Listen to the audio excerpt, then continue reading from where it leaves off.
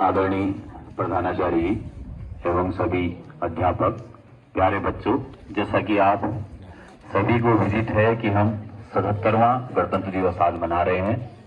सबसे पहले आपको हम संविधान के बारे में कुछ बताएं। हमारे राष्ट्र का संविधान सबसे बड़ा लिखित संविधान है, ठीक है।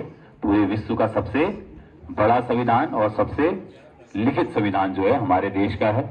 हमारे संविधान में 395 अनुच्छेद हैं और 12 अनुसूचियां हैं, ठीक है। हमारे संविधान ने हमें बहुत कुछ दिया है, जैसे मूल अधिकार, मूल कर्तव्य। आपका कर्तव्य है कि आप इस जो झंडा लगा है उसका हमेशा सम्मान करें, और जो महापुरुषों की आपके सामने प्रतिमाएं हैं, जो फोटो लगी हुई है, उनका भी हम हमेशा अपने आदर्श के रूप में जिंदगी में उन्हें लाएं। ये हमारा संविधान हमें बताता है। प्यारे बच्चों, हमारा संविधान बनने में 2 साल 11 महीने और 18 दिन का समय लगा। इस संविधान को बनाने की प्रक्रिया बहुत लंबी है। मैं बहुत बार पहले भी आपको बता चुका हूं इसके बारे में। अभी हम वर्तमान परिप्रेक्ष्य में बात करें तो हम एक बड़े अजीब से दौर से गुजर रहे हैं, जहां आपको समझना होगा।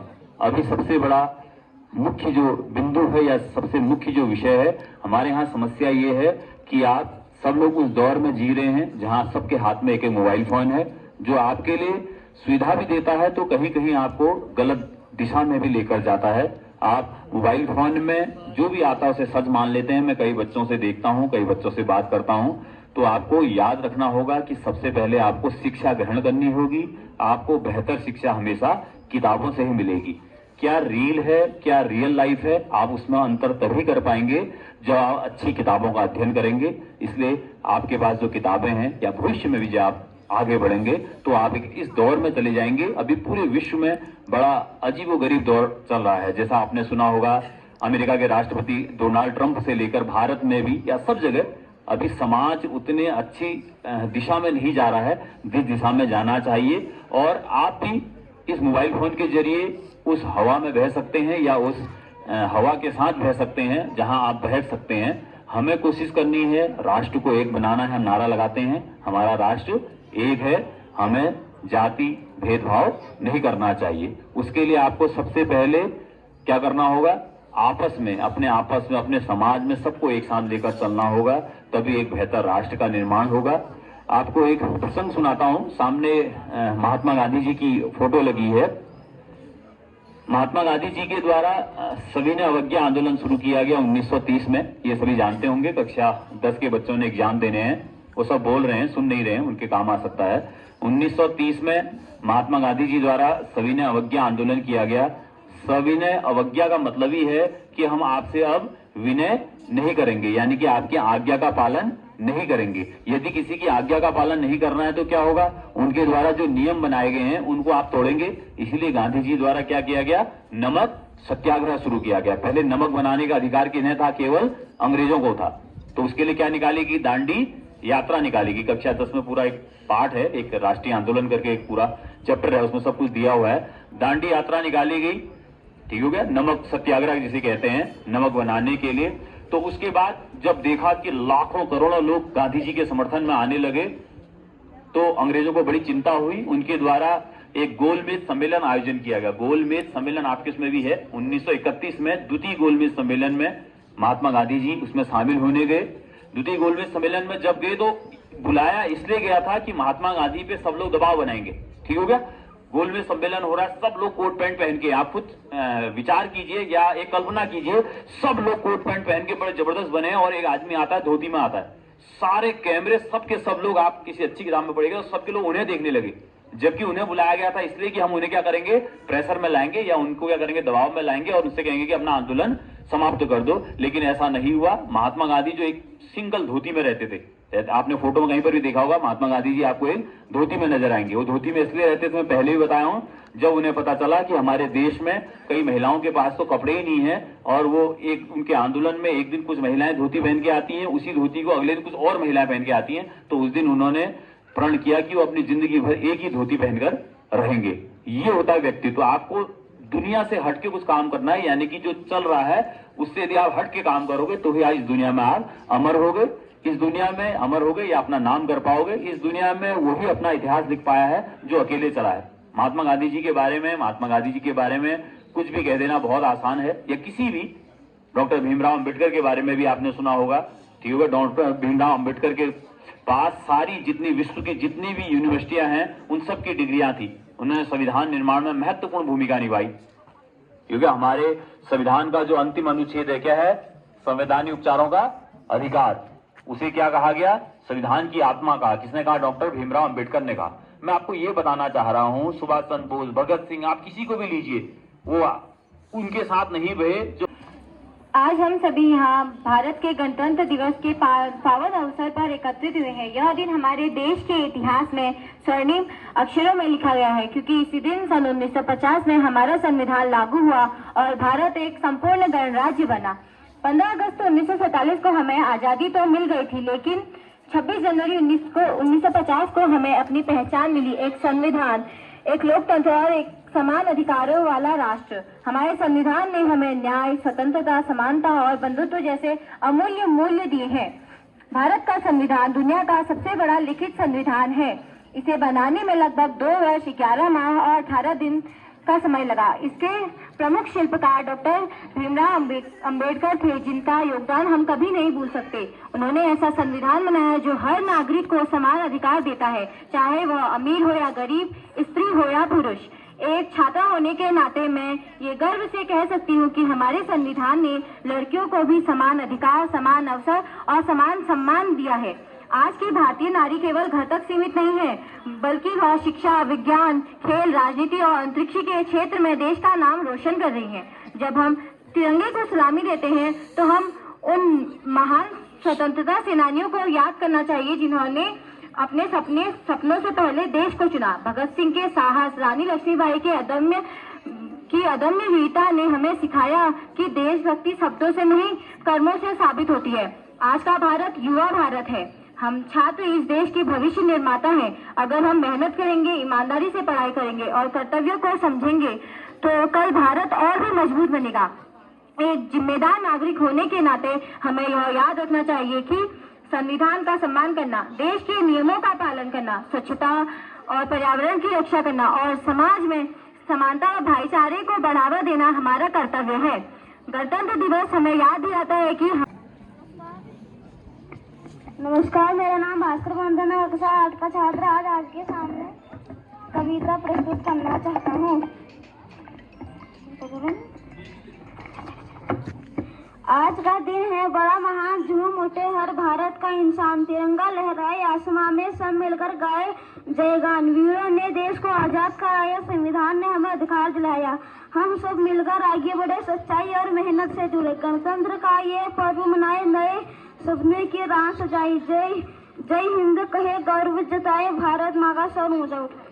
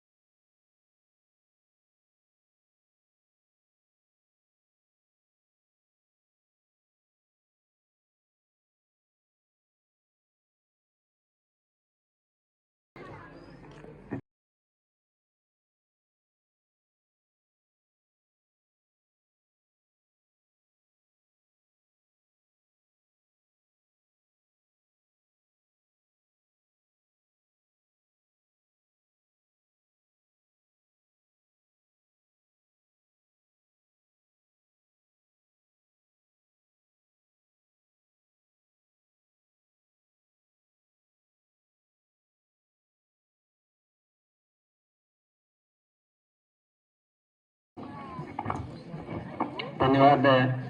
मंच संचालिका हमारी ये बालिकाएं यहाँ पर हैं, परम सम्मानित प्रधानाचार्य महोदय, अपने सभी विद्वान साथी, पीटीए अध्यक्ष विद्यालय की और एसएमसी अध्यक्ष इस विद्यालय के, और प्यारे बच्चों, आज देख के लग रहा है कि देशभक्ति की जो भावना है सभी बच्चों में धीरे धीरे उभर रही है। काफी अच्छा लगा देखकर भी, काफी बढ़िया लगा।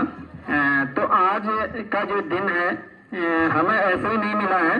थोड़ा सा इतिहास की तरफ जाएं। जब परतंत्र भारत था उस समय चलेंगे थोड़ा सा। आप जैसे जो बच्चे उस समय विद्यालय में हुआ करते थे, हमने महान देशभक्तों को सुना है। सरदार जी का नाम सुना है और अशफाक उल्लाह खां का नाम सुना है, चंद्रशेखर आजाद का नाम सुना है, महात्मा गांधी का नाम सुना है। तो हम जब देखते हैं उस तरफ महात्मा गांधी जी अहिंसा के पुजारी थे, अहिंसा के तरीके से अपने आंदोलन को आगे बढ़ाते थे। जब हम चलते हैं चंद्रशेखर आजाद और इनके साथियों की ओर, ये गरम दल वाले थे। ये लड़ाई झगड़ा या बम पिस्तौल कैसे भी अपने देश को आजाद कराना चाहते थे। थोड़ा सा सुनेंगे इधर।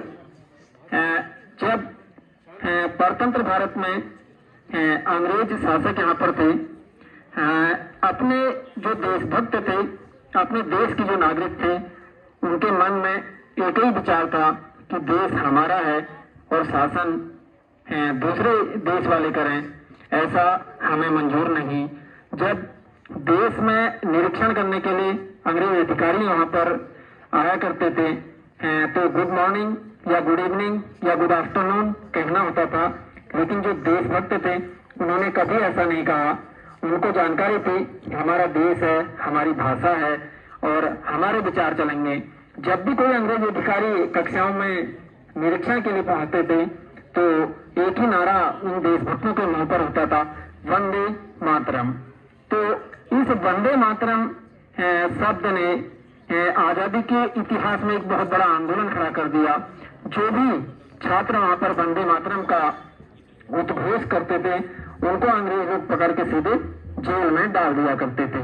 तो आज इस तरह इतिहास से हमें सीखना है। उन देशभक्तों ने जो हमें सिखाया है उनसे शिक्षा लेनी है। सच्ची देशभक्ति ये कहना चाहूंगा कि शब्दों से नहीं बल्कि हमें हमारे कर्मों से करके दिखाना है। और आज का दिन उन महान बलिदानी जो वीर हैं, स्वतंत्रता सेनानी जो हैं, उन सबको याद करने का दिन है। उन सबको नमन करते हैं। सीमाओं पर जो हमारे देशभक्त हैं, सीमाओं की रक्षा कर रहे हैं, उन सबको भी प्रणाम करते हैं। और आशा करूंगा कि इस दिन को आप कर्मों से नहीं, कर्मों से साक्षात बनाएंगे, कर्मों से उन देशभक्तों की याद को ताजा करेंगे और एक उन्नत भारत का निर्माण करेंगे। धन्यवाद।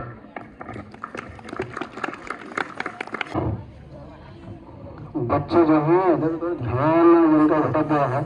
जोरदार उद्घोष के साथ वंदे वंदे वंदे।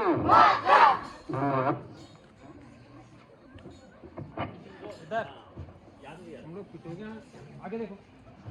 मीर क्षीर विवेके हंसा लस्यम त्वमेव करोषि चेत् विश्वस्मिन् अधुना अन्यः कुलव्रतम धारयति कः।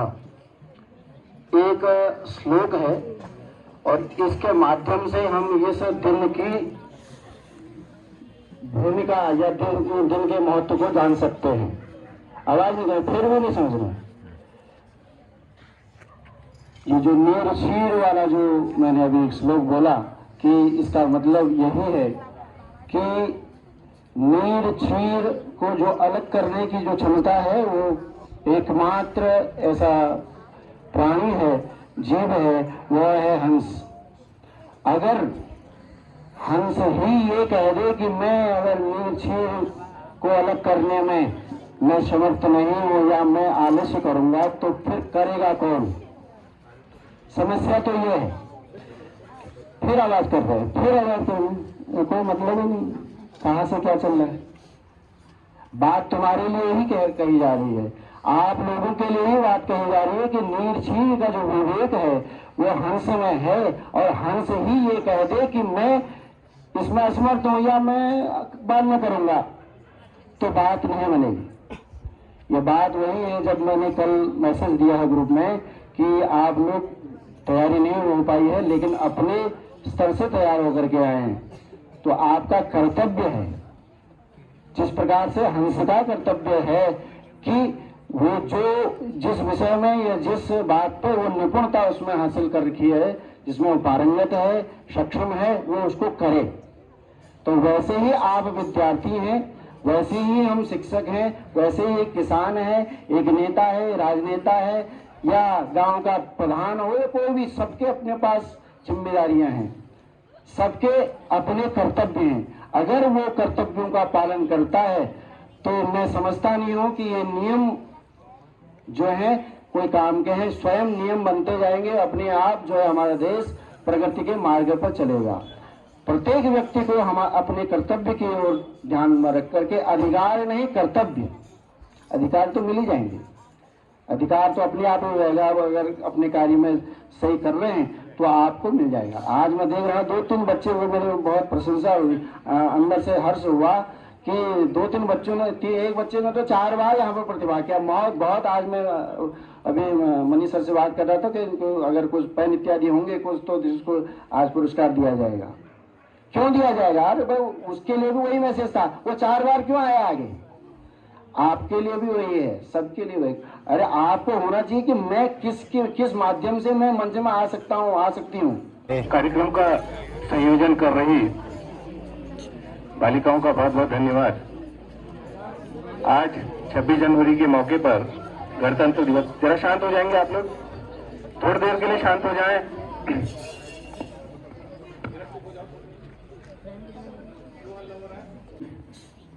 मौसम की वजह से और अन्य कारणों की वजह से, त्योहारों की वजह से कुछ अवकाश रहा, तो जो था हम लोगों का आपस में इस तरह से संपर्क नहीं हो पाया कि हम जो है एक कार्यक्रम को प्रॉपरली तैयार कर पाते।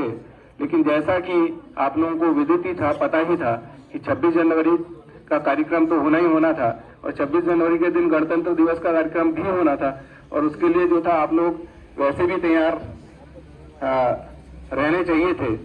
जैसा हर बार होता है कि हम लोग जो सदन बनाते हैं और सदनों से अपेक्षा रखते हैं कि किसी भी तरह के कार्यक्रमों का कोई भी जब कार्यक्रम आएंगे तो वो सदन के जो हमारे सदस्य हैं, जो विद्यार्थी हैं, वो स्वतः स्फूर्त तरीके से उनका सबका संचालन करने के लिए तैयार हो जाएंगे, और उसके लिए कोई एक अलग से तैयारी, विशेष तैयारी करने की आवश्यकता नहीं पड़ेगी। तो 26 जनवरी का जो कार्यक्रम है, गणतंत्र दिवस का जो कार्यक्रम है, वो भी एक कार्यक्रम उस तरह का कार्यक्रम था कि कोई नया नहीं था। उसके लिए जो था आपको खुद ही तैयार रहना चाहिए था, और खुद ही आपके अंदर ये उत्साह होना चाहिए था कि आप उस कार्यक्रम को किस तरीके से कर पाएंगे।